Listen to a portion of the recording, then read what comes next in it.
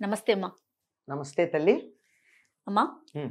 తరచుగా హ్మ్. మనం చేస్తున్న వీడియోల కింద నుంచి వస్తున్న ప్రశ్నలనే నేను మీ ముందుంచుతున్నాను. ఈ రోజు మాత్రం హ్మ్. ఒక ప్రశ్న పదే పదే పదే పదే వింటూ ఉన్నాను. ఇది మనం పర్సనల్గా నేను మీతో మాట్లాడాను, దీనికి సమాధానం నాకు చెప్పారు. కానీ హ్మ్. ప్రజలందరికీ తెలియాలి, ఖచ్చితంగా అందరికీ చెప్పాల్సిన విషయమే. ఇలాంటి ఆలోచనలో ఉన్నారు అని పబ్లిక్గా అడుగుతున్నానమ్మా నేను. హ్మ్. భార్యాభర్తలు దాంపత్యం తర్వాత హ్మ్. పడక గదిని శుభ్రం చేసుకోవాల్సిందేనా? హ్మ్. ఉన్న వస్తువులన్నిటినీ మార్పు చేయాలా? ఇది హ్మ్. ఒకటి. హ్మ్. ఖచ్చితంగా ఆడవారు తలస్నానం చేయాలా? హ్మ్. తలస్నానం చేస్తేనే ఆ రోజు పూజకి వెళ్ళాలా? లేకపోతే ఏమన్నా దోషాలు కలుగుతాయా? చాలా అనుమానంగా ఉందని ఎన్నో ప్రశ్నలమ్మా దీని మీద. ఇంతవరకే నేను అడగగలుగుతున్నాను మీ ముందు. చాలమ్మా. ఏమంటే మన ధర్మశాస్త్రాలను అనుసరించి దాంపత్య ధర్మం కూడా తప్పనిసరిగా నిర్వర్తించవలసినటువంటి కర్తవ్యం. లేకపోతే ప్రోక్రియేషన్ ఎట్లా ఉంటుంది, తరువాతి తరం ఎలా తయారవుతుంది? ఇది పితృణం తీర్చుకోవడంలో ఒకానొక భాగం. అంటే పితృ రుణం. పితృరుణం. పితృరుణం అంటే బతికుండగా తల్లిదండ్రులకు అన్నం పెట్టడం, చచ్చిపోయిన తర్వాత వాళ్ళకి తద్దినాలు పెట్టడం. అంతే. ఇవి కాక పితృదేవతలు వేరసలు. మన వాళ్ళు కూడా వెళ్ళి పితృదేవతల్లో చేరతారు. మనం కూడా అయిపోయాక ఈ శరీరం వదిలితే పితృదేవతలకు ఎడతాం. ఈ మొత్తం పితృదేవతల కమ్యూనిటీ ఉంది. వాళ్ళందరికీ కూడా ఆనందం కలిగించడానికి చేసేటటువంటి పనుల్లో ఒకటి ఏమిటంటే, మనకి ఈ శరీరం కల్పించింది ఎవరు? పితృదేవతలు. అవును. మరి వాళ్ళకి కృతజ్ఞత ఎలా చూపిస్తాం మనం? మనం కూడా మరొక్క శరీరాన్ని కల్పించడానికి సహకరించి, మరొక్క శరీరానికి శరీరం కల్పించటానికి సహకరించటం అంటే భార్యాభర్తలిద్దరూ దాంపత్య ధర్మాన్ని నిర్వర్తించటం. అంతే కదా? అది పితృ రుణం తీర్చుకోవడానికి. దానివల్ల సంతానం కలుగుతుంది. సంతానం కలగడం కోసమే ప్రజాయి గృహమేధినాం అని చెప్పి రఘువంశరాజుల గురించి చెప్పడం ఏమిటంటే, ఈ సంసారం ఎందుకు చేసేవాడు, దాంపత్య ధర్మాన్ని ఎందుకు నిర్వర్తించేవారంటే సంతానం కోసం మాత్రమే. వాళ్ళ ఆనందం కోసం మేము కలిసి ఎంజాయ్ చేస్తాం కానీ మాకు పిల్లలు అక్కర్లేదు అనే పద్ధతి కాదు. పిల్లలు కావాలంటేనే కలిసేవారు. అలాంటిది అలా కలిసినట్టయితే దాన్ని బ్రహ్మచర్యం అనే అంటారు. విచ్చలవిడి సంభోగం కాక సంతానం కోసం అయితే. అలా చేసినటువంటి సందర్భంలో చేసినటువంటిది పితృయజ్ఞంలో ఒక భాగం కనుక అదేమీ చెడు పని కాదు. ధర్మంగా చేసినప్పుడు, అధర్మంగా విచ్చలవిడిగా అక్రమ సంబంధాలు వాటి గురించి నేను మాట్లాడటల్లా, సక్రమ సంబంధాల గురించే మాట్లాడుతున్నా.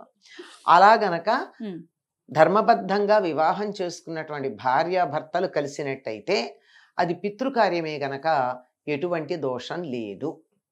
ఎటువంటి దోషం లేకపోవడమే కాదు, ఆడవాళ్ళు తప్పనిసరిగా తలస్నానం చెయ్యాలన్న నియమం లేదు, చెయ్యనక్కరలేదు. ఎంత క్లియర్గా ఉందమ్మా. చెయ్యనక్కరలేదు. నేను చెప్పాను ఆడవాళ్ళు అని, గమనించండి. పురుషులు తప్పనిసరిగా చెయ్యాలి. తేడా ఉంది. ఓకే, ఎందుకని అంటారమ్మా? దానికి ఏమన్నా ప్రత్యేకించి శాస్త్రం ఉందా? Women receives, man gives. Okay. ఏదన్నా ఇచ్చేసిన తర్వాత స్నానం చేసి వదులుకోవడం అన్నది. ఓకే కదా. మనం శరీరంలో ఏది రిలీజ్ చేసినా స్నానం చేస్తాం కదా. అవును. ఇది కూడా అంతే. ఓకే. ఇది టెక్నికల్ గా నాకు అనిపించిన, కానీ ధర్మశాస్త్రం చెప్పింది వాళ్ళు తలస్నానం చెయ్యాలని.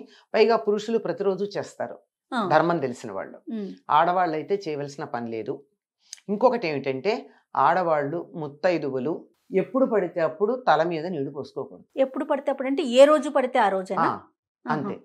వాళ్ళు ఎలా చేయాలంటే, నూనె రాచుకుని తల రుద్దుకుని తలంటి పోసుకోవాలే గాని ఒట్టి తల స్నానం చేయకూడదు, తప్పు.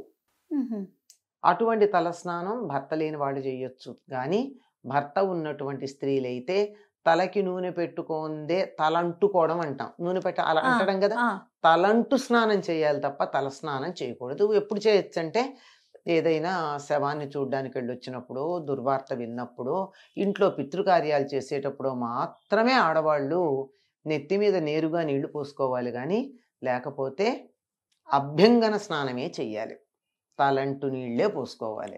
కనుక ప్రతిరోజు వీళ్ళు నెత్తిన నీళ్లు పోసుకోవాల్సిన పని లేదు. ఇంకా పూజ విషయానికి వస్తేనమ్మా, మామూలుగా చేసుకోవచ్చు. ఇంకా దాంట్లో ఎటువంటి సందేహం ఎటువంటి లేదు. సందేహం లేదు. చక్కగా మామూలుగా స్నానం చేస్తాం కదా, ఉమ్, నిద్ర లేచాక స్నానం చేయమా? చేస్తాం. స్నానం చేస్తాం కనుక కంఠ స్నానం, ఉమ్, కంఠ స్నానం చేసి పూజ చేసుకోవచ్చు. మగవాళ్ళు అయితే తల స్నానం చేసి తీరాలి. ఆ. నిజానికి నిత్యం చెయ్యాలి మగవాళ్ళు. ఈ రోజుల్లో నిత్యం తల స్నానం చేయాలి. నిత్యం తల స్నానం చేయాలి. మరి అమ్మ వాళ్ళ పరిస్థితి ఏంటి? వాళ్ళు కూడా నూనె పెట్టుకుని స్నానం చేయాలి, అవసరం లేదా? అక్కర్లా.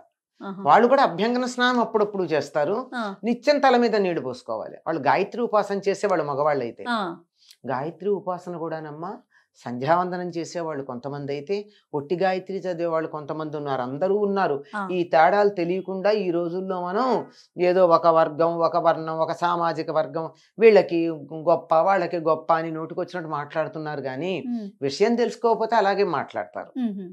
విషయం తెలిస్తే సమస్య ఏం లేదు.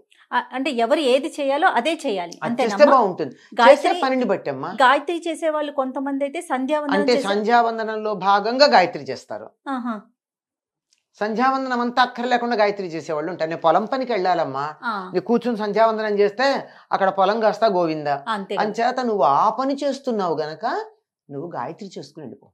ఆహా, కన్సెషన్, అదే అదే వెసులుబాటు. వెసులుబాటే తప్ప సౌకర్యమే తప్ప బ్యానింగ్ కాదు. ఓకే. చేసే ఉద్యోగ ధర్మాన్ని బట్టి, వృత్తిని బట్టి, ఆరోగ్యాన్ని బట్టి, పరిస్థితిని బట్టి ఎన్ని రకాల సౌకర్యాలు ఉన్నాయమ్మా మనకి. తెలియకుండా ఎగ్జంప్షన్ని ఒక అధికారం అనుకోవడం, ఉమ్, ఉమ్, ఉమ్. ఎగ్జంప్షన్ని బ్యాన్ అనుకోవడం, Yes. ఈ రెండు సమస్యలు వచ్చాయి. అవును. ఈ సమస్యల కారణం. Okay. అంచేత తప్పనిసరిగా మగవాళ్ళు చేసేవాళ్ళు Hmm. చేస్తారు, ఆడవాళ్ళు చేయాల్సినటువంటి పని లేదు. Okay. తర్వాత ఇంకో మాట కూడా అడిగారు, అన్నీ కడగాల? ఎస్, దీన్ని అంటుగా ముట్టుగా పరిగణించడం, తప్పుగా ఎవరిని ఇది- అంటుకోకుండా ఉండాలా? అలా ఏమీ లేదమ్మా, తప్పేమీ లేదు. చక్కగా ఏమీ కడగాల్సిన పని లేదు. కాకపోతే ఏమిటంటే మన పద్ధతిలో ఒకరి మంచం మీద ఇంకోళ్ళు కూర్చోరమ్మా. అవునమ్మా. అందులో పిల్లలదైతే పర్వాలేదు, కానీ భార్యాభర్తలు పడుకునేటటువంటి మంచం మీద పరాయి వాళ్ళు కూర్చోకూడదు, అంతే నియమం. ఉమ్. నియమం అది. అంతే. ఓకే. అంత కానీ ఈ రోజుల్లో ఏది మనం పాటించట్లా. ఉమ్. అందరూ వెళ్ళి బెడ్రూముల్లో మంచాల మీదే కూర్చుంటున్నారు, భోజనాలు చేస్తున్నారు, అన్ని పనులు వాటి మీదే చేస్తున్నారు, జరుగుతుంది. అన్ని పనులు దాటి మీదే చేస్తున్నారు. అందువల్ల ఉమ్. ఇంకా ఏం చెప్తాం. ఆ. కావాలనుకున్న వాళ్ళకి ఈ నియమాలు ఒకటమ్మా. సనాతన ధర్మంలో నా పదం అక్కర్లా, నేను ఒక పద్ధతిలో జీవిస్తాను అని అనుకునేటటువంటి వాళ్ళు ఇతరుల మంచాల మీద కూర్చోవద్దు, మన మంచాల మీద ఎవరిని కూర్చొనియద్దు. అంతే. దాంపత్య ధర్మం నిర్వర్తించినా నిర్వర్తించకపోయినా ఉమ్. ఎవరి మంచాలు వాళ్ళవే. అందుకే పూర్వం ఇంట్లో మంచాలు వేసి ఉండేవి కాదు, ఎత్తేసేవాళ్ళు హాయిగా, ఉమ్. రాత్రి పక్కలు అసలు వేసుకునేవాళ్ళు. ఈ బెడ్రూమ్ లో కాన్సెప్టే లేదేమో లేదు బహుశా. కదా. కదమ్మా? ఒక్కటే ఒకటి ఉండేది ఇంటికి, ఇంటి మొత్తానికి ఇంటి ఒకటి. మొత్తానికి. ఈ పందిరి పట్టి మంచం అని ఒకటి ఉండేది, ఆ, ఆ. అదొక్కటే. ఓ. అది ఇంటి యజమానికి. ఆ. మిగిలిన వాళ్ళందరి సాయంకాలం మంచాలు పరిచి పక్కలేసేవాళ్ళు, పొద్దున్నే మంచాలు ఎత్తి పక్కలెత్తేసేవాళ్ళు. అసలు గొడవే లేదు, ఉమ్. సమస్యలు లేవు. సమస్యలు లేవు. సమస్యే పక్క వేసుకోవద్దు, అది సమస్య ఈ రోజుల్లో. ప్రశ్నలు లేవేమో బహుశా అప్పుడు. లేదు, పొద్దునంటే సూర్యోదయం అయ్యేటప్పటికి ఇంట్లో మంచాలు కనపడకూడదు. ఆహా. బెడ్రూమ్ ఒకే ఒక్క గదిలో తప్ప ఇంకెక్కడా కూడా మంచాలు ఉండకూడదు, ఎత్తేసి ఉండాలి, పక్కలు కనపడకూడదు. ఉమ్. అలాంటి నియమాలు ఉండేవి. ఉండేవి. సో ఇంకా అవి ఏంటంటే అన్రిటన్ లా, ఎవరు చెప్పక్కర్లా, అలా నడిచిపోయేది. ఆ, ఎందుకు అని ఎవరు ప్రశ్నించలా. ఆ. సో ఇప్పుడు మన ప్రశ్నలోకి వస్తే కనుక ఎటువంటి నియమాలు పాటించిన అవసరం లేదని చెప్పాలి. ఆడవాళ్ళు పాటించక్కర్లా, రైట్. మగవాళ్ళు మాత్రం తప్ప. ఖచ్చితంగా పాటించాలి. నమస్తే అమ్మా. నమస్తే అమ్మ. సుమన్ టీవీలో మీ పర్సనల్ అండ్ బిజినెస్ ప్రమోషన్స్ కోసం కింది నెంబర్కి కాంటాక్ట్ చేయండి.